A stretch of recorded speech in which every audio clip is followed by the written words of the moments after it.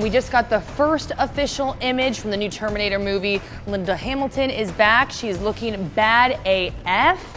So this kind of reminded me about Halloween and how Jamie Lee Curtis is also coming back. Okay, so the big question here is this the last chance for these franchises, Halloween and Terminator? What do you think? Well, for Terminator, I don't think this is the last chance for Terminator because their last chance was Terminator Genesis. Yeah. I feel like this is a franchise that's frankly out of chances.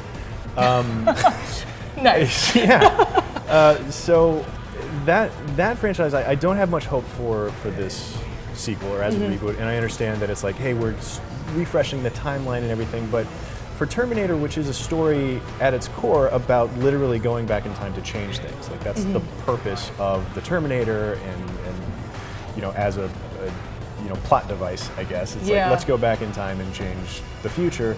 So like, there's only so many times you can do that and hold up to, have the canon hold up to any type of scrutiny without, like, time travel just gets weird, right? Yeah, I'm a little bit worried about the Terminator one because, they're bringing back Linda Hamilton, but we saw them bring back Arnold Schwarzenegger and it really didn't do anything. But I mean, Paramount is like really hoping that they can bank on this one, and I don't know if it's gonna be able to do it or not. Yeah. Because I mean, just by the very nature of the Terminator franchise, like there's only so many times you can go back and refresh things without it getting just messy and silly and dumb, which is what happened in Terminator Genesis. Yeah, right? And no Arnie, come on, man. Who knows? Okay, so Halloween though, what do you think? Halloween though, I'm excited about. Me Halloween, too. Okay. I think oddly enough, the timeline of the Halloween franchise is already a mess. There have already been some sequels that are like, no, we're going to ignore this part of the canon, but pay attention to this part of the canon. Or there's some, like, Rob Zombie's Halloween was like a completely new thing. Yeah. There's one Halloween, I can't remember which one it is, because they,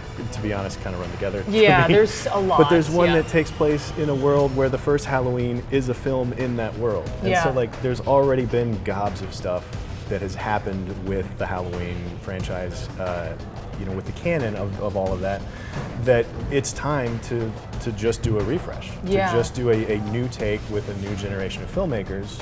So I think this one is actually primed to be really good and really interesting. Yeah, well, during Comic-Con, I was able to speak with Jamie Lee Curtis and the director, and it just seemed like they were so serious. They wanted to take it back to John Carpenter's vision, and some of them are quite campy, some of the other ones that came out later. But I think that now they have a really serious tone, and I mean, if you've seen Jamie Lee Curtis speak about it at all, like, she is talking about mental health and post-traumatic stress disorder and a lot of serious topics, and I mean, like, she is all about this. She's quite passionate about it, and her passion's making me excited about it. Well, and that too speaks to the nature of horror movies in general has changed a little bit now, right? Right now we're getting Get Out. Yeah. Which there's always been horror films that have had a social conscience and everything, but horror as a genre right now is, you can use that to talk about other issues and to bring other issues to light, whereas instead of just worrying about, like, is Michael Myers Laurie Strode's brother or not, like, does that really matter when you can use this storyline and these characters to say something more interesting about issues that we're dealing with today, as opposed to 40 years ago. I also want to ask you about how you feel about these franchises just kind of like throwing out the past. We've seen numerous franchises do it, not just these two. Yeah. Well, sometimes it works and sometimes it doesn't, right? Like, I think maybe the cleanest example recently is Star Trek from 2009, right? They were able to reboot with new characters or not new characters, but cast new people in familiar characters, but also do it in such a way where the old stuff still happened. Like, that all exists, here's a different timeline, like the Kelvin timeline, I think is what they call it officially now. So that's a really good example of how to reboot something and still sort of honor what came before it in an interesting way without, like, erasing it. But then you get things like Batman and the Bond franchise and things like that, and Mad Max.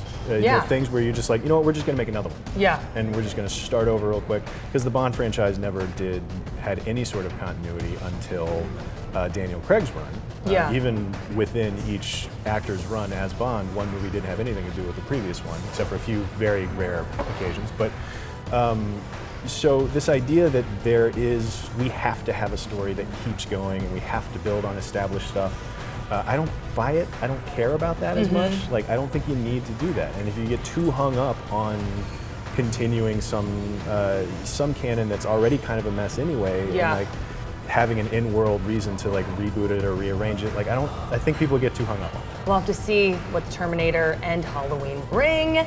But what do you think? Tell us what you think about these reboots in the comments section. And do not forget to check out our interview with Jamie Lee Curtis and the director of Halloween. We also have a really cool video that breaks down all the Easter eggs in the Halloween trailer, which we both think is super scary. And as always, be sure to follow and subscribe to IGN wherever you like to watch. And Cinefix. Yeah, don't forget that either. Bye.